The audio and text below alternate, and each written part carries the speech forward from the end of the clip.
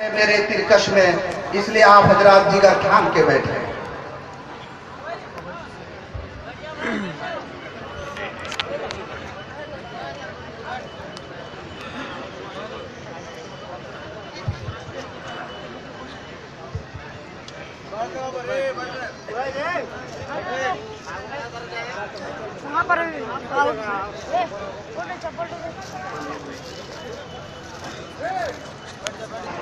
انشاءاللہ آپ لوگ بہت وسیع قلوب کے ساتھ بیٹھیں گے اور ان کا خطاب بھی ہوگا۔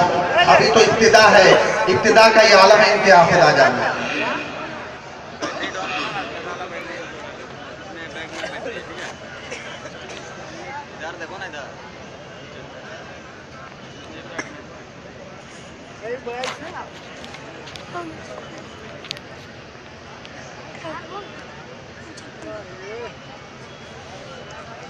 السلام علیکم ورحمۃ اللہ وبرکاتہ۔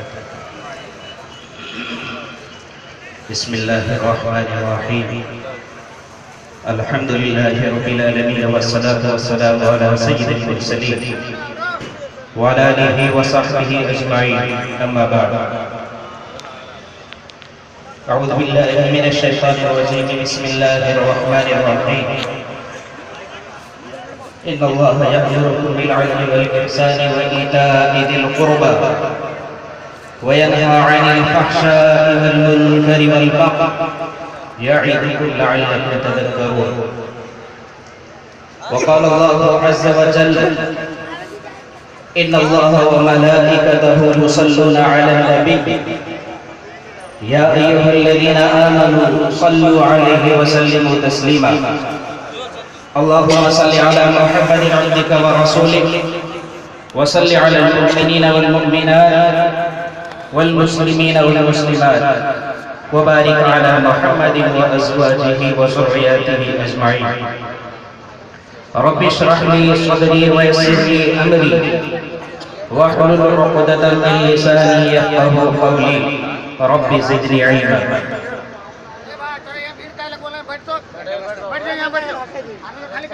تمہیں اے مرد مومن ہوش میں آنا مبارک ہو۔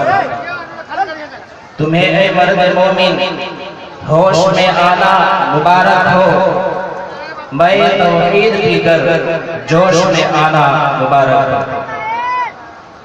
قابل قدر حاضرین گرامی اور اسٹیج پر جلوہ افروز علماء کرام اور میرے اساتذہ کرام، اب سبھی حضرات کا میں شکر گزار ہوں کہ اس بندہ ناچیز کو آپ اپنے بیچ لب کشائی کے لیے کچھ لمحے کے واسطے آپ حضرات نے دعوت دی ہے۔ میں بارے الہ سے یہ دعا کرتا ہوں کہ اللہ تعالیٰ مجھے سچ اور حق کہنے کی توفیق عطا فرمائے، اور اللہ تبارک و تعالیٰ ہم سب کو ان کئی باتوں پر عمل کی توفیق بخشے۔ میں سب سے پہلے اللہ تبارک و تعالیٰ کا شکر گزار ہوں کہ جس اللہ نے، جس خدا نے مجھے آج کی اس بابرکت مجلس تک آنے کی توفیق بخشی۔ پھر اس کے بعد میں اپنے والد محترم اور اپنی والدہ محترمہ ان حضرات کا میں شکر گزار ہوں کہ جن کی محنت سے، جن کی شفقت سے میں اس لائق ہوا کہ آپ حضرات کے سامنے کچھ کر سکتا۔ میرے والد محترم کے لیے دعا کریں اللہ تعالیٰ صحت کے ساتھ اللہ ان کی عمر کو دراز فرمائے۔ میری والدہ محترمہ کا انتقال ہو گیا، دعا کریں اللہ تعالیٰ کو قبر کے اندر راحت عطا فرمائے اور ان کی مغفرت فرمائے۔ اس اسٹیج کے اندر جلوہ افروز میرے اساتذہ کرام میں سے حضرت مولانا یاسین صاحب، حضرت مولانا قمر الزما صاحب قاسمی، حضرت مولانا مجیب الرحمن صاحب قاسمی، حضرت مفتی عبدالرحیم صاحب اور دیگر احباب جو میرے اساتذہ کی لسٹ میں سے ہیں، ان سبھی حضرات کی محنت اور ان حضرات کی شفقت سے آج میں اس لائق ہوا کہ آپ حضرات کے سامنے میں کچھ کر سکتا۔ میرے دوستوں اور میرے بھائیوں، میں نے قرآن کریم کی صرف ایک آیت کی تلاوت کی ہے قرآن کریم کے ایک مقام پر اللہ تبارک و تعالیٰ نے فرمایا ہے اس قرآن کریم کے بارے میں تبیانا لکل شیء، یہ قرآن ہر چیز کے لیے ایک تفصیل ہے، ہر چیز کے لیے ایک بیان ہے۔ جس قرآن کے بارے میں بھائی دل خیر آبادی کی زبانی آپ نے قیمتی اشعار سماعت فرمائی، اور مجھ سے پہلے جو اناؤنسر صاحب ہیں انہوں نے بھی قرآن کے بارے میں بڑی قیمتی باتیں بتائی ہیں۔ اس قرآن کے بارے میں اللہ نے فرمایا تبیانا لکل شیء، ہر چیز کے لیے اس میں بیان ہے، ہر چیز کی وضاحت ہے۔ میں نے جس آیت کی تلاوت کی ہے اس آیت کے بارے میں بہت سے علماء کرام کی رائے یہ ہے کہ اگر پورا قرآن نازل نہ ہوتا، صرف ایک آیت یہ نازل ہوتی، ان اللہ یأمر بالعدل والاحسان وایتاء ذی القربى وینہی عن الفحشاء والمنکر والبغی، صرف یہ آیت نازل ہوتی تو تبیانا لکل شیء کی آیت کافی۔ آپ کو یاد ہوگا اس آیت کے بارے میں مفسرین حضرات فرماتے ہیں، روایت کے اندر بات آتی ہے اکثم بن صیفی قبیلہ بنو تمیم کا ایک سردار تھا۔ جب اس بندہ خدا کو یہ بات معلوم ہوئی کہ ملک عرب میں ایک شخص نے نبوت کا دعویٰ کیا ہے، تو اکثم بن صیفی نے یہ معلوم کرنے کے لیے اور پتہ کرنے کے لیے کہ وہ شخص اپنے اس دعوے میں سچا ہے یا جھوٹا ہے، رخت سفر باندھنے کے لیے عزم مصمم کر لیا کہ مجھے جانا ہے اور تحقیق کرنی ہے کہ وہ شخص سچا ہے یا جھوٹا ہے۔ قبیلے کے لوگوں نے کہا کہ آپ ہمارے سردار ہیں، امیر ہیں، مناسب اور بہتر نہیں کہ آپ براہ راست سفر کریں، آپ اپنے کسی نمائندے کو بھیج دیجئے تاکہ وہ تحقیق کر کے آئیں کہ وہ شخص جو مدعی نبوت ہے وہ صحیح ہے یا غلط ہے۔ چنانچہ ایک قافلہ وہاں سے نبی کریم صلی اللہ علیہ وسلم کی خدمت میں حاضر ہوا، اور آ کر کے ان میں سے ایک شخص نے حضور سے پوچھا من انت وما انت، پہلا سوال من انت، دوسرا سوال وما انت، کہ آپ کون ہیں اور آپ کی حیثیت کیا ہے، آپ کا مقام کیا ہے، آپ کا عہدہ کیا ہے، آپ کا درجہ کیا ہے۔ نبی کریم صلی اللہ علیہ وسلم نے آئے ہوئے قافلے کو پہلے سوال کے جواب میں بتایا، من انت کے جواب میں کہا میں عبداللہ، میں محمد بن عبداللہ ہوں، یعنی عبداللہ کا بیٹا میں محمد ہوں۔ اور تمہارے دوسرے سوال کا جواب وما انت، کہ آپ کی حیثیت کیا ہے، اس کا جواب یہ ہے کہ میں اللہ کا رسول ہوں اور اللہ کا بندہ ہوں۔ پھر اس کے بعد ان لوگوں نے پوچھا کہ آپ کا میسج کیا ہے، آپ کا سندیش کیا ہے، آپ کیا بات لوگوں کو بتاتے ہیں، تو حضور نے اسی آیت کریمہ کی تلاوت کی ان اللہ یأمرکم بالعدل والاحسان وایتاء ذی القربى وینہی عن الفحشاء والمنکر والبغی یعظکم لعلکم تذکرون۔ جب ان لوگوں نے اس آیت کو سنا، ہمیں تو یہ بات معلوم نہیں ہوتی اس آیت کے اندر کیا کہا، وہ چونکہ عرب ہے ان کو عربی آتی ہے، ان کو اس کا ترجمہ آتا ہے، ان لوگوں نے سمجھ لیا کہ اللہ تبارک و تعالیٰ نے اس آیت کے اندر کیا کہا۔ حضور سے ریکویسٹ کی کہ دوبارہ اس آیت کو پڑھیے، حضور نے اس آیت کو بار بار پڑھی یہاں تک کہ آنے والے قافلے کو یہ آیت یاد ہو۔ وہ لوگ وہاں سے واپس آ کر کے اکثم بن صیفی کو آ کر کے بتایا کہ وہ جو مدعی نبوت ہے ان کے پاس جو وحی نازل ہوتی ہے ان میں سے ایک آیت میں نے یاد کر لی ہے، اور وہ آیت یہ ہے پڑھ کر جب سنایا، اکثم بن صیفی نے کہا کہ جو شخص مدعی نبوت ہے وہ شخص لوگوں کو مکارم اخلاق کا درس دیتا ہے، مکارم اخلاق کا سبق دیتا ہے۔ اس لیے اب میری رائے یہ ہے، اب میرا مشورہ، میرا فیصلہ، میرا ججمنٹ یہ ہے کہ ہم سب مل کر کے جائیں اور ان کے ہاتھ پر بیعت کریں، ان کے ہاتھ پر مسلمان ہو جائیں۔ چنانچہ اکثم بن صیفی کے ساتھ قافلہ چلا حضور کی خدمت میں مسلمان ہونے کے لیے۔ راستے میں قافلہ تھا کہ اکثم بن صیفی کی زندگی کی شام ہو گئی، یعنی عمر ختم ہو گئی، راستے میں انتقال کا وقت قریب آیا۔ اکثم بن صیفی نے کہا کہ میری زندگی مجھے ساتھ نہیں دے رہی وہاں تک جانے کے لیے، لیکن میری وصیت ہے کہ تم سب کے سب وہاں جاؤ اور اس مدعی نبوت کے ہاتھ پر تم اسلام قبول کرو۔ چنانچہ وہ لوگ وہاں آئے اور آ کر کے ان لوگوں نے اسلام کو قبول کیا۔ جب ابو جہل نے جو حضور کا ہی نہیں بلکہ مذہب اسلام کا کٹر اور پکا دشمن تھا، جب ابو جہل نے اس آیت کو سنا تو ابو جہل کہنے لگا کہ محمد کا خدا تو مکاری اخلاق کا سبق دیتا ہے۔ یہ کس نے گواہی دی؟ ابو جہل کا جو حضور ہی کا نہیں بلکہ مذہب اسلام کا کٹر دشمن تھا۔ اب آتے ہیں کہ اس آیت کے اندر اللہ تبارک و تعالیٰ نے کیا کہا۔ اس آیت کے اندر اللہ تبارک و تعالیٰ نے ہمیں 3 باتوں کا حکم دیا ہے اور 3 باتوں سے ہمیں روکا ہے۔ آج میں نے اس آیت کا انتخاب اس واسطے کیا ہے تاکہ یہاں پر بیٹھے ہوئے ہر آدمی کے دل کے اندر یہ جذبہ پیدا ہو کہ جن 3 چیزوں کے کرنے کا اللہ نے حکم دیا ہے ان تینوں چیزوں کو ہم پابندی کے ساتھ کریں گے ایک آپ کا انشاءاللہ بول لیجیے کریں گے انشاءاللہ۔ اور جن 3 چیزوں سے اللہ نے ہمیں منع کیا ہے ان 3 چیزوں سے ہم رکیں گے نا انشاءاللہ۔ چلیے بھائی اسی آیت کی تفسیر میں جو مختلف مفسرین حضرات نے اپنے اقوال پیش کیے ہیں وہ بات بتا کر کے اپنی جگہ لوں گا، صرف ایک آیت کی تفسیر کروں گا بس، اس سے زیادہ نہیں۔ میں چونکہ یہی کہوں نا باہر سے آئے ہوئے علماء کرام اور مقررین حضرات بہت سارے ان سے مجھے بھی سننا آپ سب کو بھی سننا ہے، صرف ایک آیت کی تفسیر کروں گا۔ پہلا ان اللہ یامرکم بالعدل، اللہ تعالیٰ عدل کا تمہیں حکم دیتا ہے۔ عدل کس کو کہتے ہیں؟ لغت کے اندر ڈکشنری کے اندر جب آپ دیکھیں کہ عدل کا کیا معنی ہے تو اس میں ملے گا آپ کو عدل کے معنی انصاف، عدل کے معنی برابری۔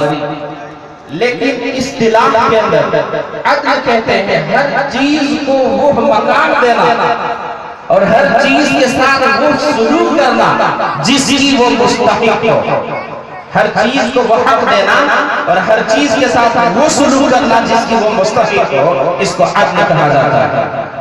عدل کے بارے میں مختلف مفسرین نے جو اپنی رائے پیش کی، سب سے پہلے مفسر کا نام پیش کرتا ہوں حضرت مولانا شبیر احمد عثمانی رحمۃ اللہ علیہ۔ حضرت مولانا شبیر احمد عثمانی رحمۃ اللہ علیہ نے اس عدل کے بارے میں فرمایا ہے، کیا کہتے ہیں؟ آدمی کے عقائد تمام کے تمام عقائد، اس کے اعمال، افعال، اقوال، احوال، جذبات، خواہشات، یہ ساری چیزیں اعتدال و انصاف کی ترازو میں تلے ہوئے ہوں۔ یہ ساری چیزیں انسان کے جو جذبات ہیں، خواہشات ہیں، معاملات ہیں، عقائد ہیں، یہ ساری چیزیں اعتدال و انصاف کی ترازو میں تلی ہوئی ہوں، افراط اور تفریط سے کوئی پلہ جھکا ہوا نہ ہو۔ حضرت مولانا شبیر احمد عثمانی رحمۃ اللہ علیہ فرماتے ہیں حتیٰ کہ اگر کٹر اور سخت سے سخت دشمن کے ساتھ معاملہ کرے تو انصاف کا دامن ہاتھ سے چھوٹنے نہ پائے۔ اس کا ایک درس اللہ تبارک و تعالیٰ نے حضور کو دیا 14ویں پارے کے اخیر میں، جہاں پر جنگ احد کے اندر 70 صحابہ کرام شہید ہوئے، جن میں حضور کے سب سے چہیتے چچا حضرت حمزہ رضی اللہ عنہ کی شہید ہوئے۔ حضور کو اپنے چچا حضرت حمزہ کی شہادت پر اتنا صدمہ ہوا کہ حضور نے قسم کھائی کہ اس ایک شہادت پر میں 70 کافروں کو مطلع کروں گا اور 70 کافروں کو میں ماروں گا۔ اور حضور نے اپنے چچا کے اوپر 70 مرتبہ جنازے کی نماز پڑھی۔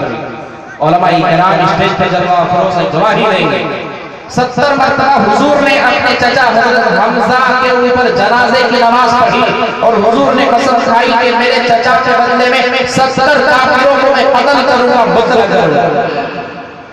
چونکہ حضور پوری کائنات کے لیے، پوری انسانیت کے لیے، رہتی دنیا تک کے لیے آئیڈیل اور نمونہ بنا کر کے بھیجے گئے تھے۔ لقد كان لكم في رسول الله أسوة حسنة اللہ تبارک و تعالیٰ نے حضور کو ہمارے لیے آئیڈیل اور نمونہ بنا کر بھیجا ہے.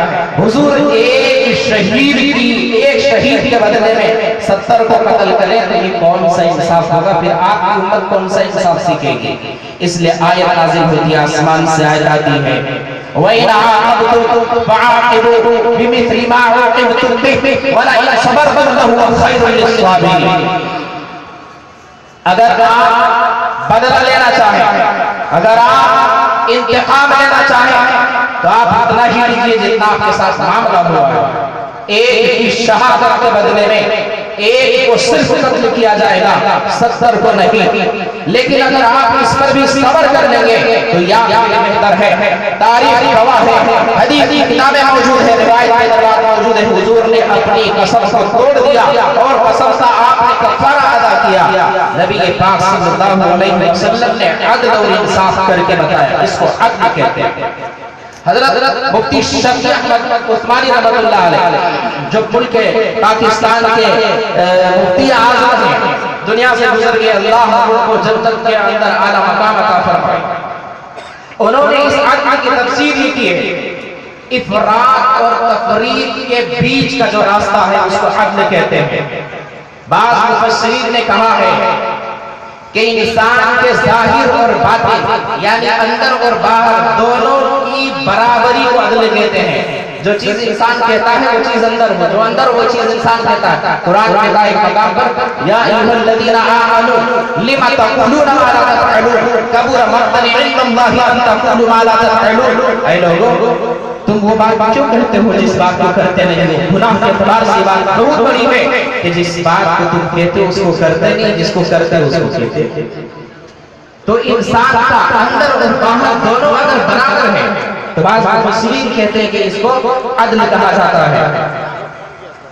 حضرت عمر بن عبد العزیز رحمۃ اللہ علیہ نے محمد بن کعب القرظی رحمۃ اللہ علیہ سے پوچھا کہ قرآن کریم کے اندر اللہ تبارک و تعالیٰ نے عدل کا حکم دیا، عدل کس کو کہتے ہیں؟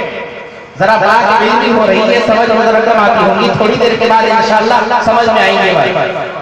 حضرت عمر بن عبد العزیز رحمۃ اللہ علیہ نے محمد بن کعب القرظی رحمۃ اللہ علیہ سے پوچھا کہ اللہ تعالیٰ نے عدل کا حکم دیا، اس میں عدل سے کیا ہے؟ تو انہوں نے فرمایا کہ جب آپ چھوٹوں کے بیچ میں ہو، یعنی جب آپ اکیلے بڑے ہو اور آپ کے سامنے سب چھوٹے ہو تو اس وقت ایک مشفق باپ کی طرح بن جائیں. کریں گے نا؟ جب کبھی ہم اکیلے بڑے ہوں ہمارے سامنے سب چھوٹے ہوں تو ایسا مشفق باپ بن کر کے ان بچوں کے ساتھ چھوٹوں کے ساتھ معاملہ کرے جیسا ایک باپ اپنے بچوں کے ساتھ عادلانہ مشفقانہ شفقتانہ معاملہ کرتا ہے، ویسا معاملہ کرنے کا نام عدل ہے. لیکن جب آپ بڑوں کے بیچ میں ہو، آپ اکیلے چھوٹے ہو اور باقی سارے لوگ بڑے ہو، اس وقت آپ کا معاملہ ایک مطیع و فرما بردار بیٹے کی طرح ہونا چاہیے. اس کو عدل کہتے ہیں. جب آپ اپنی عورتوں کے بیچ میں ہو تو آپ انصاف کا معاملہ کریں، عورتوں کے اوپر ظلم و زیادتی نہ کریں. میرے بھائی کیا ہم اپنی عورتوں پر ظلم و زیادتی نہیں کرتے ہیں؟ کیا ہم اپنی عورتوں کو خوش رکھتے ہیں؟ حضور نے فرمایا کہ تم میں سے سب سے اچھا آدمی وہ ہے جو اپنی عورتوں کی نظر میں سب سے اچھا ہو، جو تم میں سے اپنے گھر والوں کی نظر میں سب سے اچھا ہو. اگر کوئی مرد اپنی بیوی کی نظر میں اچھا ہے تو وہ پوری دنیا میں سب سے بہتر مرد ہے. حضرت خدیجہ رضی اللہ تعالی عنہا حضور کے اخلاق پر شہادت دیتی ہے، گواہی دیتی ہے. کہاں؟ نوفل بن ورقہ کے پاس جاتی ہیں، وہاں جا کر کے پہلی بار وحی نازل ہونے کے بارے میں دریافت کرتی. حضور کے اوپر کچھ تو آنا شروع ہوا. وہ کیا چیز ہے؟ حضور کپ کپانے لگے، ڈرنے لگے، لرزنے لگے. حضور کو گھبراہٹ ہوئی کہیں جان نہ چلی جائے. حضرت خدیجہ کبریٰ رضی اللہ تعالی عنہا حضور کی پہلی بیوی گواہی دیتے ہیں کہ آپ کو آپ کا رب ضائع نہیں کرے گا، اس لیے کہ آپ لوگوں کے ساتھ اخلاق بندی کا معاملہ کرتے ہیں، لوگوں کے ساتھ ہمدردی کا معاملہ کرتے ہیں، آپ اپنے گھر کے اندر اچھائی کا معاملہ کرتے ہیں. اور جو کوئی اچھا آدمی ہو اس کو اس کا رب برباد اور ضائع نہیں کرتا ہے. یہ کون گواہی دیتی ہے؟ حضرت خدیجہ الکبریٰ رضی اللہ تعالی عنہا اپنے شوہر اپنے تاجدار سرکار مدینہ صلی اللہ علیہ وسلم کے بارے میں. بتاؤ حضور کی کتنی بیویاں؟ رقیب ملت میں درمیان میں پوچھتا رہوں گا، میرے مخاطب آپ بھی ہیں، حضور کی کتنی بیویاں ذرا بتانا بھی رہتا لوگوں کو. 11 ہے نا؟ ہم سب کی کتنی؟ ایک ہے نا؟ کسی کسی کی 2. لیکن تاریخ گواہ ہے، سیرت کی کتابیں اٹھا کر دیکھیے، احادیث کی کتابیں اٹھا کر دیکھیے، قسم خدا کی میں قسم کھا کر کے توہانیت نہیں ہو سکتا، حضور کی 11 بیویوں میں سے کسی بیوی کو اپنے شوہر سرکار مدینہ سے کوئی شکایت نہیں. ہماری ایک بیوی ہزاروں شکایتیں ہوتی ہیں. محمد بن کعب القرظی رحمۃ اللہ علیہ کہتے ہیں کہ اپنی بیویوں کے ساتھ اچھا معاملہ کرنا اس کو عدل کہتے ہیں. آج تو نمک زیادہ ہو جائے نا سالن میں، مرچی زیادہ ہو جائے نا سالن میں تو طلاق ہو جایا کرتی ہے. طلاق کا ایسا مزاج بنا.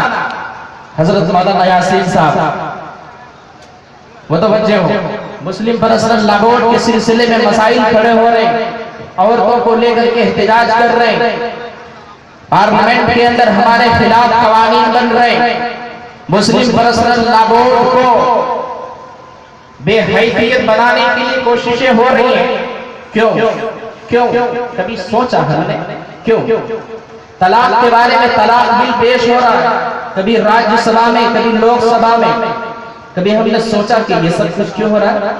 طلاق کی کثرتیں بڑھ رہی ہیں. نوجوانوں کو شادی کرنا معلوم ہے، طلاق کے طریقے نہیں معلوم ہے، بات بات پر طلاقیں ہو رہی ہیں. میرے بھائیو، ایک عورت ہے جس کے 4 بچے ہیں اور اس کے بیوقوف شوہر نے اس کو طلاق دے دی. عورت 40-50 سال کی عمر کی ہے، بیوقوف شوہر نے طلاق دی. اب بتائیے کہ وہ 4 بچے کی ماں کہاں جائے گی؟ مفتی صاحب کے پاس آئیں گے دارالفتہ کے اندر، مدرسے میں تو فتویٰ دے دیں گے کہ 3 طلاق ہو گئے نا، تم چلے جاؤ، تمہارا کوئی کام ادھر نہیں ہے. اب وہ عورت نہیں کے جائے گی تو ابا اماں بھی گزر چکے ہیں، بھائی بھی آپس میں زمین جگہ کو بانٹ لیے ہیں، بہنوں کو بھی بانٹ لیے، کوئی اس بہن کو پوچھنے والا نہیں. وہ عورت اکیلی اگر ہوتی تھی تو برتن مانجھ کر بھی زندگی گزار لیتی. 4 بچے ہیں، مجبور ہو کر کے عورتیں عدالت کے دروازے کھٹکھٹاتی ہیں. عورتوں کو مجبور کس نے کیا؟ نوجوانوں نے اور مردوں نے، جن کو کسی عورت کی عزت کا خیال نہیں، جن کو کسی عورت کا مقام معلوم نہیں، ان لوگوں نے جب طلاق کا مذاق بنایا. میرے بھائیوں، جب شریعت کا مذاق بنے گا تو خدا کی وہ لاٹھی برسے گی جس پر کوئی آواز نہیں ہوگی. پارلیمنٹ کے پر وہی تو قانون بننا شروع ہوا نا. مولویوں نے جب فتوے دیے اور مولویوں نے جب مسئلے بتائے کہ بھائی دیکھو طلاق دینے کا طریقہ یہ ہے کہ اگر کبھی زندگی میں نا اتفاقی ہو جائے، تلخی ہو جائے، تو قرآن اس کا طریقہ بتاتا ہے کہ پہلے عورت کو سمجھاؤ، سمجھ میں نہ آئے تو بستر الگ کرو، اس کو مارو، ہلکی مار. اگر جب بھی سمجھ میں نہ آئے تو پھر اس کے گھر والوں کو بلا کر کے 2 آدمی بٹھا کر کے سمجھاؤ، بات سمجھ میں آ جاتی تو ٹھیک ہے، نہیں تو صرف 1 طلاق دو. وہ بھی کب؟ طہر کی حالت میں 1 طلاق دو. 3 مہینے تک تمہیں لوٹانے کا چانس ملتا ہے. اگر ان 3 مہینوں میں بھی دماغ کام نہیں کرتا ہے تو عورت 1 ہی طلاق میں تیرے ہاتھ سے نکل گئی، اب 3 طلاق ٹھوکنے کی ضرورت نہیں ہے. اگر ان 3 مہینوں میں بات سمجھ میں آ جاتی ہے تو پھر رجوع کرنے کا حق حاصل ہوتا ہے مرد کو. اگر 1 طلاق سے بھی بات نہیں بنتی اور مرد کو بھی اور عورت کو بھی عقل نہیں آتی ہے تو پھر دوسری طلاق دے دے. وہ دوسری طلاق بائن ہونے کے بعد بھی لائف میں کبھی عقل آتی ہو اس عورت کو لانا چاہتے ہیں تو صرف نکاح پڑھا کر کے لا لینا. لیکن ہمارے پاس 3 طلاق دینے کا رواج ہے، 1 2 3 ٹھوکتے ہیں. اب مفتیان کرام نے فتویٰ دینے پر مجبور ہوتے ہیں کہ قرآن کہتا ہے کہ جب 3 طلاق پڑ جائے تو جب تک اس عورت کا کسی اور سے نکاح نہ ہو جائے اس وقت تک یہ عورت پہلے شوہر کے لیے حلال نہیں ہو سکتی ہے. لیکن ہمارے نوجوانوں نے کبھی مولویوں سے مسئلہ نہیں پوچھا ہم کو طلاق کیسے دینا ہے. اگر نوبت ایسی آ جائے، کبھی گھر کے اندر تلخی آ جائے، کبھی اگر ناگفتہ بھی حالات آ جائے تو پھر مولویوں سے مشورہ کیا کریں. لیکن مولویوں کا کام تو صرف نکاح پڑھانا، جنازہ پڑھانا، نماز پڑھانا، اس سے آگے نہیں ہے. जब मौलवियों की नहीं सुनेंगे ना तो फिर पुलिस वालों की लाठी सुनेंगे। 3 साल की सजा इस वक्त काश तो नहीं हुई है, अल्लाह के ना हो। अगर हमारी नहीं सुनेंगे तो फिर लठ खा करके पुलिस वालों की सुनना पड़ेगा। अब ये 3 साल में जो शोहर जेल के अंदर होगा, इस औरत का क्या होगा? हमारे मुआशरे को बिगाड़ने के लिए जो कोशिश की जा रही है, किसकी तरफ से इसके जिम्मेदार? हम हैं। हमारी तरफ से शरीयत के मजाक उड़ाने की वजह से ये आज सजा आई है। तो मोहम्मद बिन काब अल-क़र्ज़ रहमतुल्लाह अलैह ने फरमाया कि अपनी बीवियों के साथ भी अच्छा मामला करना ये अदल है। इसका हुक्म कौन देता है? अल्लाह देता है कुरान में। अब कहो कि शरीयत की बात मानेंगे ना? मौलवियों की बात सुनेंगे ना? सिर्फ कान खुश करने के लिए शायरों के शेरों से मजे लेने के लिए तो नहीं आएंगे ना। मुकर्रिरीन की तकरीरों को सुना करें और उस पर अमल क्या करें। अल्लाह पहला हुक्म देता है अदल का, बीवियों के साथ अदल और इंसाफ का मामला करो, और अपने बच्चों के साथ भी इंसाफ का मामला करो। ये नहीं कि एक बेटे को 2 रुपए का चॉकलेट दिया, दूसरे बेटे को 1 रुपए का। बच्चा यहीं से बेइंसाफी सीखता है, बड़ा होकर के वो बेइंसाफी वापस अब्बा को पलटा के देता है। मोहम्मद बिन काब फरमाते हैं कि अगर हम असरों के साथ हो तो उस वक्त बेतकल्लुफ दोस्त की तरह रहो। इसको इंसाफ कहते हैं। आज तो हम बगैर पहचान के किसी को सलाम भी नहीं करते।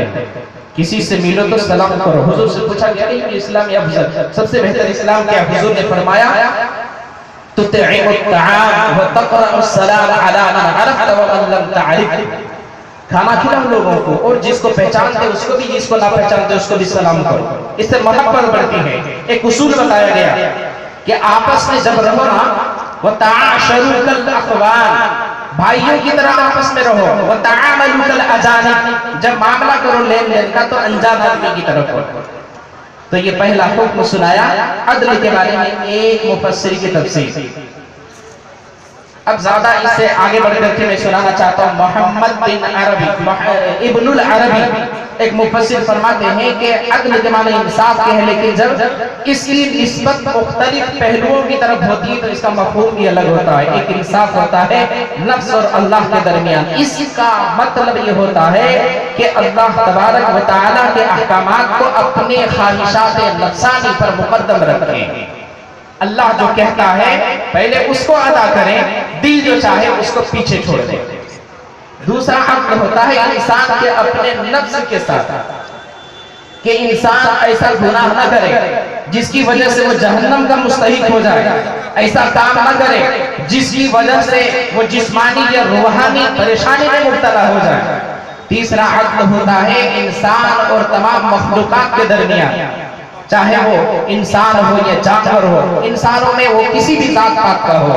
आज अगर कहीं एक्सीडेंट होता है ना तो वो देख करके उसको उठाते हैं कि ये मुसलमान है, ये फला है, ये फला जमात का है, फला पार्टी का है। नहीं, इंसानियत के नाते हर एक की मदद करना ये जरूरी होता है। मजहब इस्लाम इसका सबक देता है।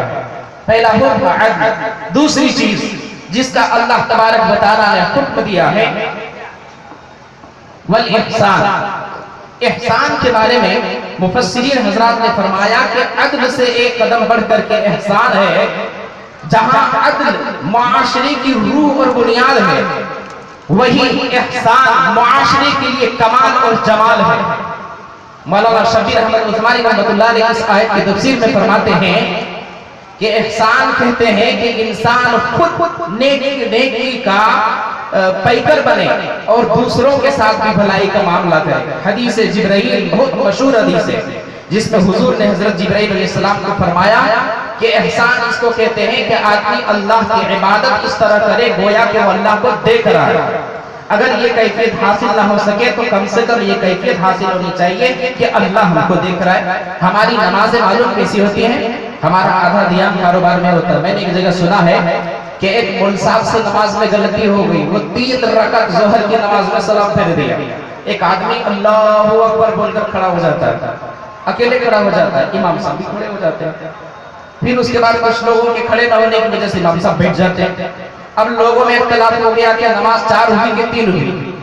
सबने कहा कि 4 हो गई, इस आदमी ने अकेले कहा कि 3 हुई है। अब इससे दलील पूछा कि क्या दलील है? तो इस आदमी ने कहा मेरी 4 दुकानें हैं اور ہر دکان کا حساب میں ہر رکعت میں لگا لیتا ہوں. آج صرف 3 ہی دکان کا حساب ہوا کہ مولوی صاحب نے سلام پھیر دیا.